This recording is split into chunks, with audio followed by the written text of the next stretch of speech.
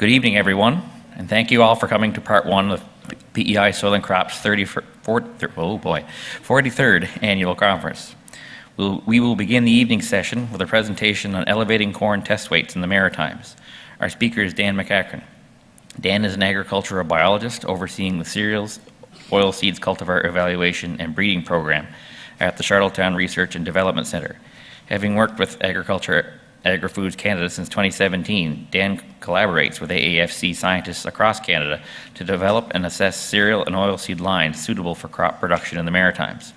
Additionally, Dan collaborates with industry groups such as Atlantic Grains Council to implement agronomic research trials on crops such as corn, wheat, barley, and soybeans. Dan?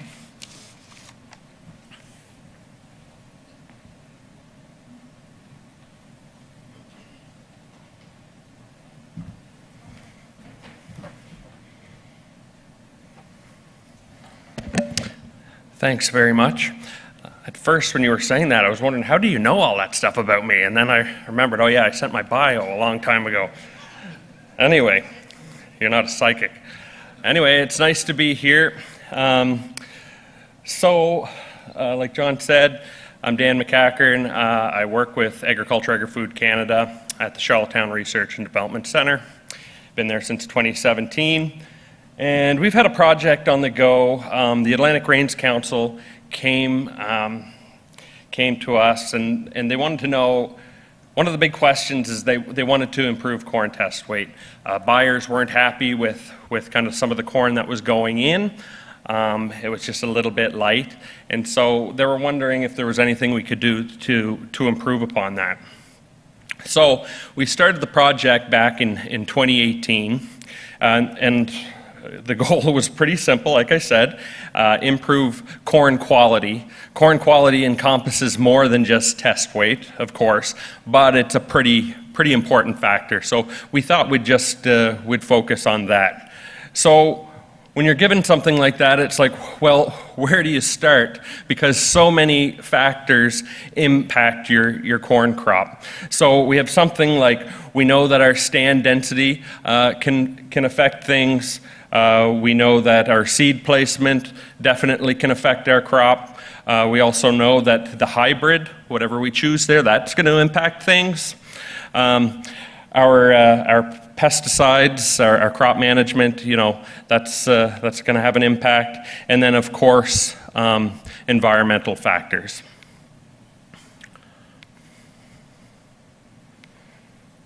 So, what we decided to focus on, we're like, well, let's throw everything at the wall and see what sticks. We'd go kind of broad, and then if anything kind of stood out, well, then we'd dial in from there. And so that's what we did. So we went with nitrogen source. Then we thought we'd try a split application, see if that did anything.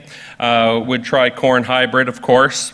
And then at the time of the development of the project, there were some people talking about plastic. And so, well, we thought, well, let's try it out. So when it came to nitrogen source, we just looked at three sources, ammonium nitrate, UAN, and ammonium sulfate. Split application, we were just going in with one top dress and two top dresses with the same amount of nitrogen, which was 100 units. We tested many corn hybrids ranging from 2150 to 2650. I think it was 12 to 15 hybrids we tested. And then, of course, off to the side, we have old row plastic. And so this was the basic design. This is what I'd look at out in the field to know what was going on. But we blocked by hybrid. And so initially we had 4 hybrids being grown at 3 sites across Atlantic Canada. This is what it looked like after it was initially planted. There's just a different view. And then when it's starting to come up. And this is my favorite time of year. I think probably everybody can agree this is just one of the best times of year. Okie dokie. So first phase of the project, this is kind of what we came up with. So when it comes to nitrogen source, And let's focus on test weight here.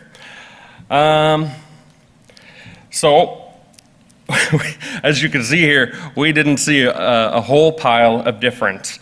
There was no significant difference, but we did see a trend of increasing test weight from the ammonium sulfate. I said strong trend. It wasn't a strong trend. I was just trying to be optimistic, but we did see something going on there as a result of the ammonium sulfate treatment. Next, for the split application. So as I go through these slides, if you see a green star, that's just going to help you identify the control treatment. The control treatment, and all of them, it was 150 units of nitrogen. Control just went in and it had just one top dress. We used CAN. Actually, it was ammonium nitrate at the time. Later on, we used CAN. So you can see here that with the top dresses, there was no significant difference at all. So that's with the liquid UAN and the ammonium nitrate. Hybrid. So we did see a difference here when it came to the hybrid chosen. The late hybrids, well, first I'll talk about the, right here, the category. So we just broke them up into 3 categories. Our early was 2050 to 2200. Our mid was 23 to 2400. And our late was 25 to 2650. They may not be considered late, medium, or early in any other part of the world, but for all intents and purposes, this is what we went with. So, you could see here that there was no significant difference, though, between the early and mid. So the early and mid did produce a better test weight. So that was interesting to see. Yeah, we could talk about that now, but I suppose it's probably going to be a question later. We can probably guess why that's the case. We have a pretty short season here, and a key thing for building or having a great test weight is having a crop that finishes. So I think that's what was going on there.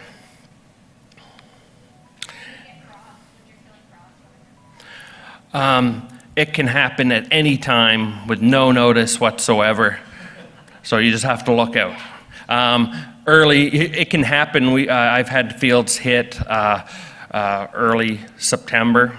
I think I even had an August, end of August frost before in my lowest field, which is hard to believe, but that definitely impacts your test weight. And when it came to row plastic, wow, it's pretty impressive there. So the row plastic definitely significantly increased test weight. I put the numbers, that's just the grade that based on test weight, what the different treatments would have achieved, and it produced #1 test weight corn. So now yield. So similar looking graphs. When it came to yield, things worked out a little bit differently. So this time, this is no longer plastic here. This is the plastic treatment. And so, as it turned out, there was no significant difference from the plastic and the split application of ammonium nitrate when it came to the comparison to the control. But the ammonium sulfate treatment definitely produced a higher test weight, yield than the control and the liquid UAN treatments.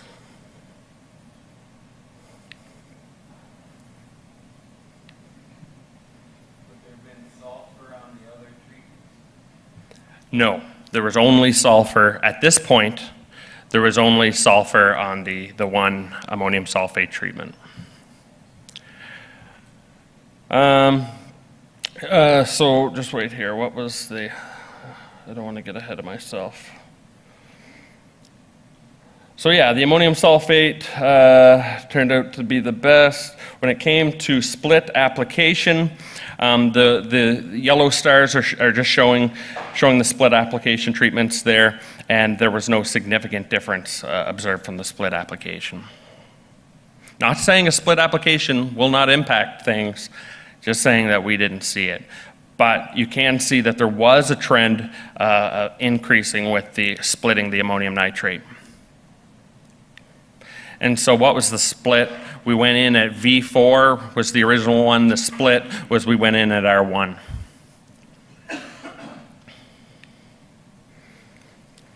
This time when it came to corn hybrid in yield, the mid, so the 2300s, the 2400s tended to do the best. Oh, sorry, pushing the wrong button for the dot. And so that produced the best yield, followed by the early and the late. So based on that, we saw before that there was no significant difference in test weight, but yield was a bit higher with the mid, so mid in the end turned out to be the best corn there.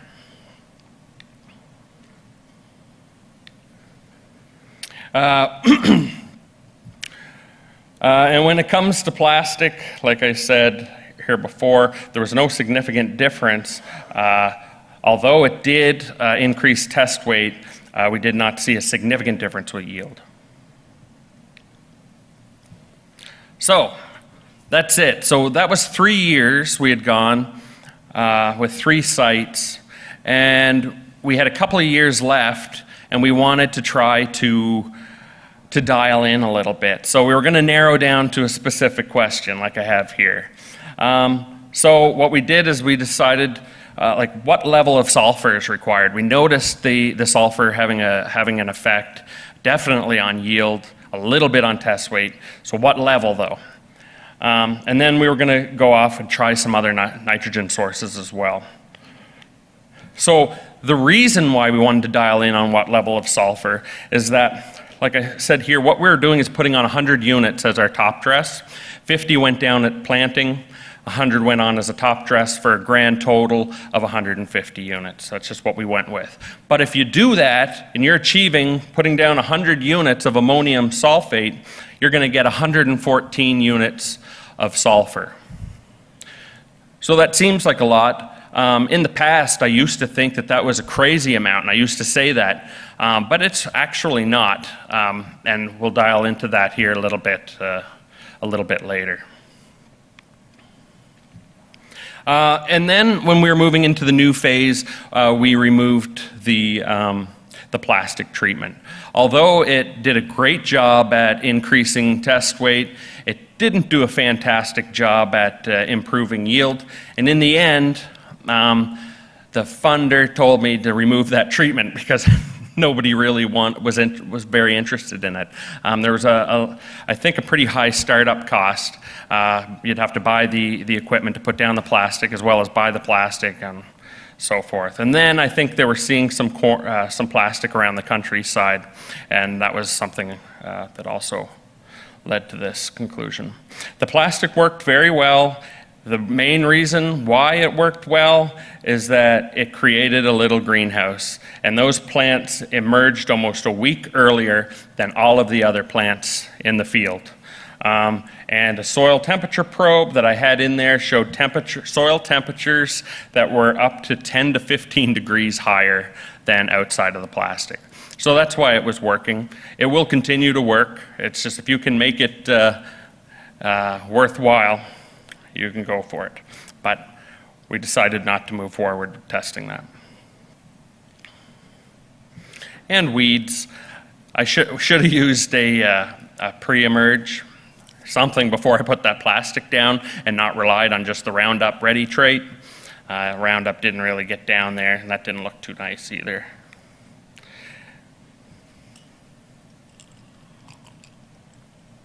Okay, I'm halfway through. This timer is amazing that they have up here. But anyway, so in the project redesign, what we were going to do, here's the levels of sulfur that we were going to test. We went with our very high, our 114 units, so that was what we originally tested, and then we cut it back from there. And so then we had 80, 45, 34 units, 25, and 10. And there also was, I don't have it on there, but a control with 0. Additionally, I told you we had 3 new sources of nitrogen, so we went with CAN, we went with ESN and agrotane, each one of those at 2 different levels, one 150 and the other at 200 units, because we really wanted to push it, because that makes it fun if you push the crop in a research situation and see what you can get. So in the end, this is what the experiment looked like. We had our 12 treatments, we had our hybrids, our reps, our sites. It turned out that we had 216 plots a year, so 432 plots is worth of data is what I'm going to be presenting here.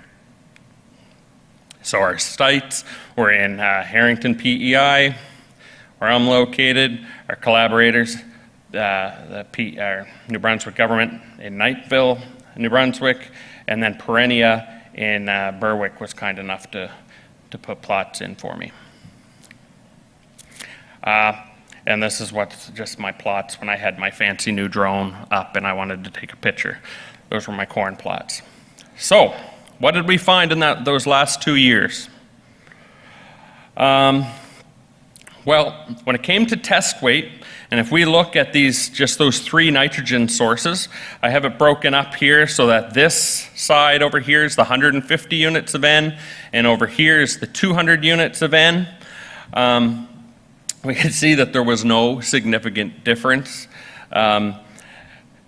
We see that because I don't have any A's and B's, and I also don't have my p-values there, and I'm just telling you that we didn't see a big significant difference. That the CAN did produce a slightly higher test weight, but like I say, nothing special. But what is special here, and what is significant to take away from this, is that the 200 units of nitrogen did not significantly outperform the 150 units of nitrogen. So that's pretty significant. So that's for test weight. For yield, there also wasn't a huge difference. So the ESN and agrotane did tend to outperform the CAN, so the slower release nitrogens, but there was no massive difference. Again, the big significance is that there was no difference between the 150 and the 200 units of N.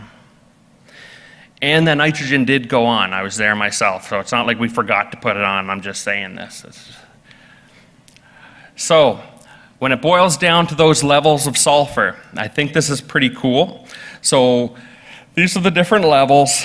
And you can see something happened here. So I put that little star in there. Obviously, yield picked up significantly here at 5.4, at the 5.4 level. So at 45 kilograms per hectare, we saw a big increase. So that was interesting.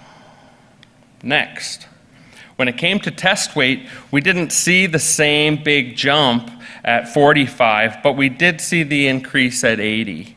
And that kind of goes along with what I showed earlier in that we didn't see the ammonium sulfate or the sulfur increased test weight a whole pile at first, but it did go up, and so we see that here happening at around somewhere between the 45 and the 80 kilograms per hectare of sulfur. So when I was looking at the amount of sulfur in the plant tissues, there was a correlation that higher yields correlated to higher leaf sulfur. The same thing with test weights. The higher test weights correlated with the higher sulfur content in the leaves. Sulfur was doing something. Again, for the hybrid, so in this second phase of the project, we just looked at the early and mid range this time. We left the longer heat unit varieties out. And this time, instead of the mid that outperforming, we had the early varieties, or hybrids, sorry, performing better. So we all know that's year dependent. That's 2 years. We might have 2 pretty good corn growing years. Things change from year to year. So, Now we're getting down to something else here. I need a glass of water, or a drink of water for this. It's pretty exciting. So what this is, it's a principal component analysis biplot. Well, what's super cool about this is that you can take large data sets and it really helps you visualize the relationships. So we took all of the data from 2018, we put it all together in a way that you couldn't see with those bar graphs, and then we get something like this. So what happens here, what I want to show you, for instance, so here's yield. So think of this as kind of like a Christmas tree where things up near the top of the tree might be a little bit more important than things down on the bottom. So if with this vector that's called here for yield, if anything is off 90 degrees to that, like this is, there's a 90-degree angle, that had the most significant impact on that variable, so the variable yield. And so here in this study, ammonium sulfate stuck out as the most important variable affecting the yield of the crop. After that, it was followed by a high level of ammonium sulfate, but no different than CAN at 200 or agrotane at 150 or the ESN at 200. And then the same down below. The other thing here now, if we look at test weight, it's the same thing. Think of the Christmas tree as still there, but it's on its side this time. So I'm just going to extend the line out. And so here would be the top of the Christmas tree down here. And so what had the most impact on test weight was ammonium sulfate at high, followed by the ammonium sulfate, the medium rate, then the ammonium sulfate at the low rate. There's some more sulfate treatments. So what's the one thing in common?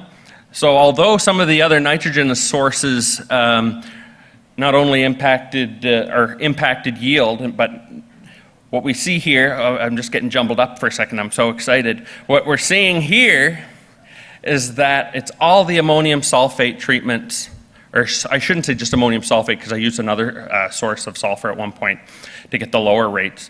But all of the sulfate-containing treatments tended to impact yield. So obviously these plants really wanted some sulfur, and they were lacking it. So the moisture, you go across the moisture and you go, so the determining factor would be the ammonium sulfate high. Am I right? So yes, that would have affected the moisture, and that could have definitely affected your maturity, right? So if it's a greener, healthier plant, it might still be a little bit, I'm assuming would be a little greener than something else that wasn't quite as healthy. You call me out, Andrew, if I'm not, you think I'm wrong, but. Yeah. But anyway, so then, here's another thing that's very interesting when looking at these biplots. It shows you the relationship between these different variables here. So what I'm getting at is if something like these two, test weight and yield, if they're at a 90-degree angle to each other, it means that those two variables are completely unrelated, that they are not affected by each other. So you can change one and not affect the other. That's a pretty big thing here, because you would always think, well, if I have a higher yield, you know, automatically I'm going to have a certain test weight. Higher yield, sometimes you might think of a little bit lower test weight because of the distribution of resources. But what I'm trying to get at here is that they are completely different beasts. You can target just test weight, and it's not dependent on yield. Now, this also tells you here then that yield and fat are related. And so what this is saying is that as yield is higher, that your fat is going to be lower. And same here, test weight and protein, they're not completely related. I'm trying to. So they're different beasts. So just because you grow corn, you get a fantastic yield, you had nice looking plots, that does not mean you're going to have a great test weight. That's the point that I was trying to get across there. So I already brought these up. I got 5 minutes left. So we saw that something happened here for yield at around the 45 level, 45 kilograms per hectare of sulfur. Then it was up around 80 when it came to test weight. Well, then I wanted to show you, so if you go get a soil test done, right now you're growing corn, well, our PEI analytical lab is going to say in your report, if you say, okay, the intended crop is corn, they're going to say, well, a medium amount of soil sulfur is going to be 12 parts per million. A high amount, high plus actually, is going to be 26 parts per million. Well, if we look at my site here, so I was taking soil samples, of course. So here, this AS medium is what produced pretty much the best yield in the trial, and that was associated with the soil sulfur levels were at 48.5 parts per million. So that was the same type of soil test, same malic 3, plant available extraction. That's what we got. So if you get a soil test and it says that your levels may be sufficient, perhaps they're not. So this all begs the question, what are sources of sulfur? Where am I going to get the sulfur from? So we can get it from organic matter, of course. As the organic matter breaks down, mineralization, you get the release of sulfur that way. Same, it's manure and compost, just lump it under the same thing. Gypsum is calcium sulfate. That's a great source of sulfur, but doesn't affect your pH. Fertilizers, of course. Fertilizers like ammonium sulfate, atmospheric deposition. That's something that has changed and why we may be seeing what we're seeing right now. So, and I mentioned the atmospheric deposition. I have a minute and 45 seconds. This gives you an idea here. So imagine these red spots are areas of high atmospheric sulfur dioxide. So this is 1990. Here's 2000. You can see the red is getting less. So that means there's less sulfur. 2010 and 2015, not as much as at all. So what happened there is that we wanted to improve our air quality, and we legislated that businesses, companies, whatever you call those big corporations, had to put scrubbers on their smokestacks, and that's scrubbing out the sulfur. So that's why we're seeing that.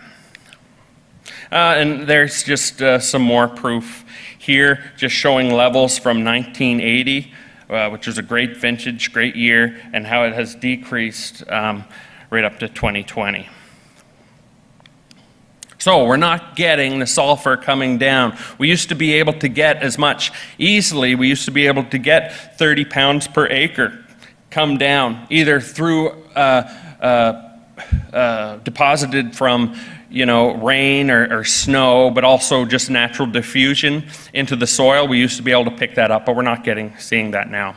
So what I brought up here, one of my favorite websites, 20 seconds to go, is that I love to use windy.com, and from Windy you can select so many different things to look at. One of them is the sulfur dioxide levels, and it shows you a live view of what the levels are around the world. So this was actually from a couple of years ago. I had gone on there, so you can see here there's not very much, that there was a little bit of sulfur in the air around here. This was like a few days later, something when I was playing around. It all depends on the wind. It can blow sulfur up from down here, and we might see a little bit more. Well then, for today, or for fun, I went on today, and I actually, for some reason, saw the highest levels I've seen in a really long time. And maybe you guys, maybe there's something in the news that I'm not aware of. But there was something major going on up here in this part of Manitoba. the Hudson Bay area. And I don't know what kind of mining operation or what's happening up there, but it's releasing a lot. And I've been going to this site for years, and usually I only see crazy sulfur levels like that down in China and in India. That's it. So what it boils down to, I don't know if it boils down to this, but it somewhat boils down to this. I've always been a big fan. When I first learned this back in a soil science class, was Liebig's, law of the minimum. So growth of your crop is not controlled by the total amount of resources available, but by the scarcest resource. So you might be like, you didn't get the best corn crop, and you're like, well, I pounded the old phosphorus and the nitrogen and whatever to it, but I didn't get the results. Well, it doesn't matter what you put on it. If you're missing something, here's the analogy. You imagine a bucket of water, or a barrel, it's only going to fill up as high as the slat on the side, the lowest one. So if that happens to be, well, often that one would have been nitrogen. That's usually our limiting factor when it comes to growing a crop. But you can imagine if we weren't aware and we had a lower amount of sulfur, we're just not going to reach the crop potential. And so that stands true for anything, even the micros down here. Maybe not as significantly, but it'll be significant. Maybe they're skinnier slats and the water comes out slower, but you're still not meeting the crop's potential. And so that's it. So that was pretty good for staying on time. Anyway, I'd like to thank the Atlantic Grains Council. They've been amazing to work with. They funded this project. I am so impressed with the Atlantic Grains Council that I wanted to wear their hoodie today. I also wanted to thank Perennia. They've been a fantastic collaborator, the New Brunswick government as well, and all of the people that I work with, my team at AAFC. And I see one of my team is here, Ella Wood, and I didn't have her name on here, but I just wanted to give a special thank you just like this. Anyway, any questions?